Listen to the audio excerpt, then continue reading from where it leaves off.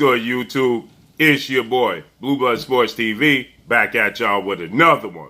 So, we have some very, very interesting news as British heavyweight superstar title contender, 28 wins, 2 losses, no draws, 19 big wins by way of knockout. 2 times in his career he's been knocked out. 33 years of age, stands at 6'4" with a 78-inch arm reach.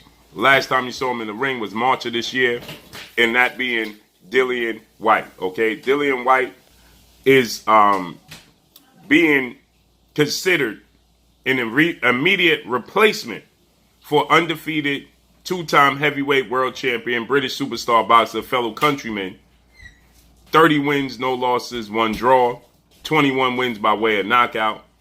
That being Tyson the Gypsy King Fury, ahead of his highly anticipated trilogy match with Olympic bronze medalist, former WBC American heavyweight world champion, superstar boxer, Deontay the Bronze Bomber Wilder. Deontay Wilder, 42 wins, 1 loss, 1 draw, 41 big wins by way of knockout. 1 time in his career he was stopped, 35 years of age, 6'7" with an 83-inch arm reach, okay?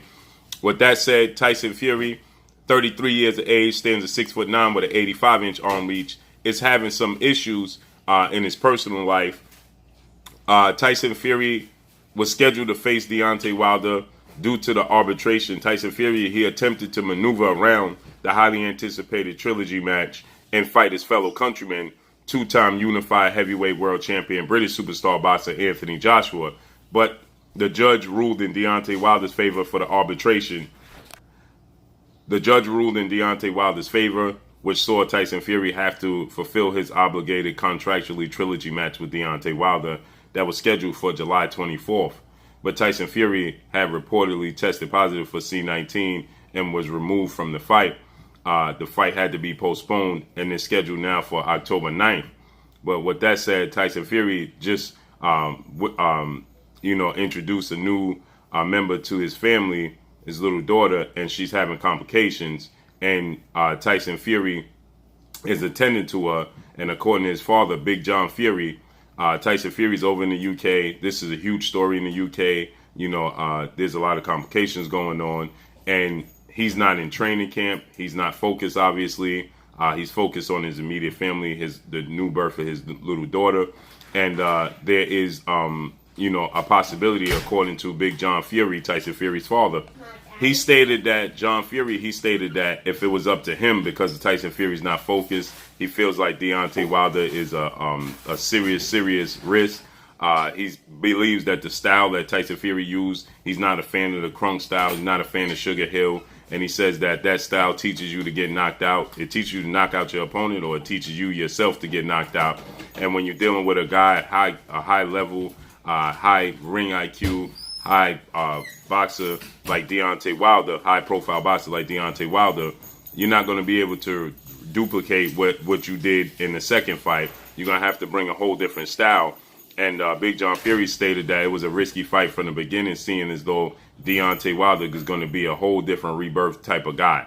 Okay, he stated that Deontay Wilder is already making so many adjustments, and he's prepared for this fight with Tyson Fury. And if Tyson Fury is not fully focused and he doesn't make adjustments in his own game plan, he's going to get knocked out. And the fact that he's distracted by what's taking place in his immediate family, Big John Fury, he stated that he wants Tyson Fury to pull out the fight. If it was up to him, he would have already canceled the trilogy match for October 9th. He stated that it doesn't matter what the arbitration rule. That was a ruling here in the United States.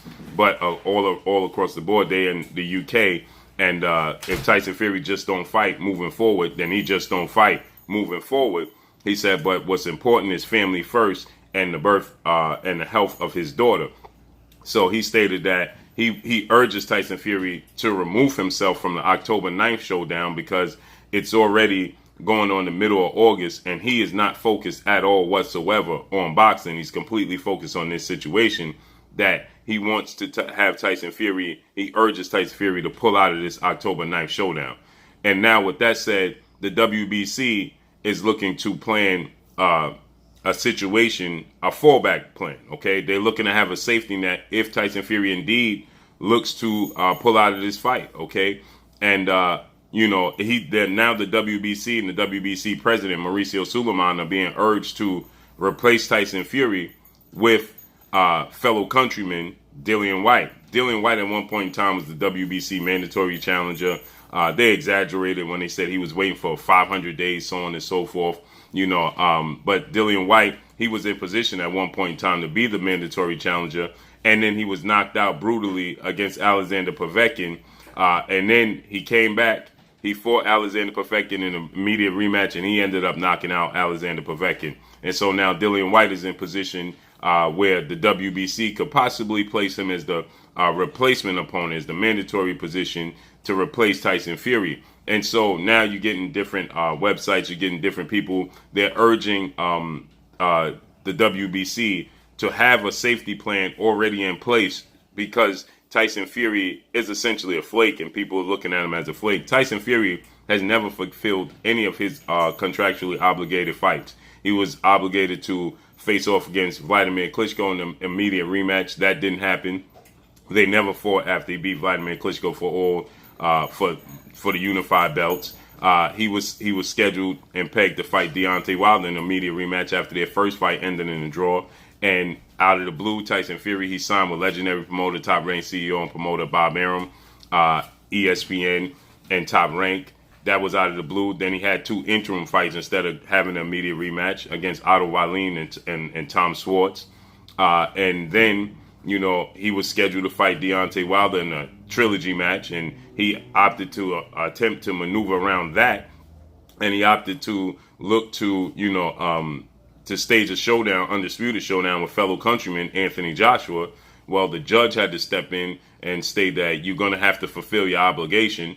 And then the date was scheduled for July 24th. And then once again, it's been postponed. The situation has been postponed from July 24th to October 9th, and there's a lot of contradicting reports that's stating that it was an outbreak in Tyson Fury's camp, that 9 or more people had tested positive. Then it was stated that Tyson Fury only has 10 people in his camp.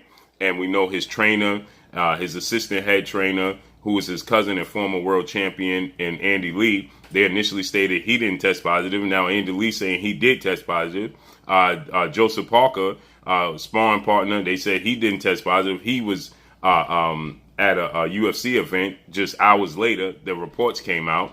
Jared Anderson, young up-and-coming rising star heavyweight contender, he didn't test positive. He was scheduled to be on the card. Then they told us that it was just Tyson Fury and another star heavyweight title contender, F.A. Ajaba, who was scheduled to be on the card. And then they said it was just F.A. Ajaba and Tyson Fury. And then, it's just a lot of conflicting reports. And the fight was moved back from July 24th to October 9th. And now here we are with this situation. And Tyson Fury is no stranger to this, because like I stated, with the Vladimir Klitschko situation, he had the immediate rematch. He was supposed to give Vladimir Klitschko. He tested positive for a banned substance. He was suspended. Tyson Fury, at one point in time, the fight was scheduled, had a scheduled date. He cited an ankle injury, prevented him from pursuing the fight and, staying on track with the fight. They rescheduled the date. Then Tyson Fury's, he cited mental health issues that saw him pull out of the fight, and the fight never take place, okay? So Tyson Fury has a history of this. It's just unfortunate that it's such a serious situation on these terms now, currently as it stands, that could see him pull out of this fight, okay? Because women and children have nothing to do with Tyson Fury being a boxer and, his actions. So with that said, this is an unfortunate chain of events that's taking place in his family, and my blessings go out to his family and that young baby, man. And hopefully she gets well very, very soon and goes home very soon. So with that said, it is just responsible. It's just responsibility to have a replacement opponent on deck. And Deontay Wilder and Dillian Whyte have somewhat of a history. More so Dillian Whyte, because Dillian Whyte has a lot to say. He's never short on words when it comes to Deontay Wilder. He feels like Deontay Wilder is not skilled. He feels like Deontay Wilder was avoiding him when he was quote-unquote the mandatory, which he wasn't for the length of time that they stated. He don't believe that Deontay Wilder is a very good boxer. He has a lot to say. So there's a history and there's a storyline there that could absolutely build on this fight. between Deontay Wilder and Dillian Whyte. I would love to see it. At one point in time, Deontay Wilder was pursuing Anthony Joshua for Undisputed, and Matchroom CEO and promoter of Eddie Hearn, promoter of Dillian Whyte and Anthony Joshua. He essentially used Dillian Whyte as a pawn on the chessboard, right? He stated, if you beat Dillian Whyte, then fight Dillian Whyte first, and then we'll see what takes place with Anthony Joshua. And Deontay Wilder said, no problem, I'll fight Dillian Whyte and knock out Dillian Whyte as long as you put Anthony Joshua guaranteed in the contract. And Eddie Hearn was unwilling to do so. He stated that it just would be unfair to Anthony Joshua. So there's a lot of history here. Dillian Whyte, being 33 years of age, has never fought for a world title, a major world title, nor has he ever won one. The fight with Anthony Joshua wasn't a major sanctioned belt holder. He was knocked out in the 7th round. Then he was knocked out by Alexander Povetkin. He had some questionable fights in his career. I thought he lost the first fight to Derek Chisora. He struggled with the second one, but he got a brutal knockout victory over Derek Chisora. History, he's entertaining. They're looking to bring him here in the States to, start to get him familiar with, the fans here in the United States, because he's not a big commodity here in the States at all. He's relatively unknown. In the UK, he's a superstar boxer, but here in the States, he is absolutely not. So they've been looking to get him here to have a fight, possibly against Charles Martin, former IBF heavyweight world champion, or possibly Andy Ruiz Jr., former unified heavyweight world champion, Mexican superstar boxer, or possibly Luis King Kong Ortiz, former Cuban heavyweight title contender, superstar boxer. And there's been mention of possibly Chris Arreola as well, former Mexican heavyweight title contender.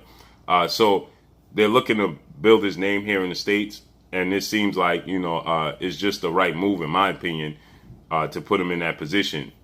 I would also like to see Andy Ruiz in that position. If Tyson Fury pulls out of the fight and they need a replacement, why not Andy Ruiz and Deontay Wilder? That's a huge fight. So let's see how this unfolds and plays out. Make sure you hit the like button. Drop a comment in the comment section. Let me know what y'all think. Y'all already know what it is. It's your boy Blue Blood Sports TV. Hate, like, comment, and subscribe. If you haven't subscribed, hit the subscribe button. Hit the like button. Hit the bell icon to get all the new notifications. Follow me on Instagram at Blue Blood Sports TV, all one word. Y'all already know what it is. Shout out to the entire LDBC. Shout out to New Media. Shout out to Black Media Row. Make sure you like your shitty videos. That's all I got for y'all. Peace. Hey, this is Ebony Bridges, Blonde Bomber, and you're watching Blue Blood Sports TV.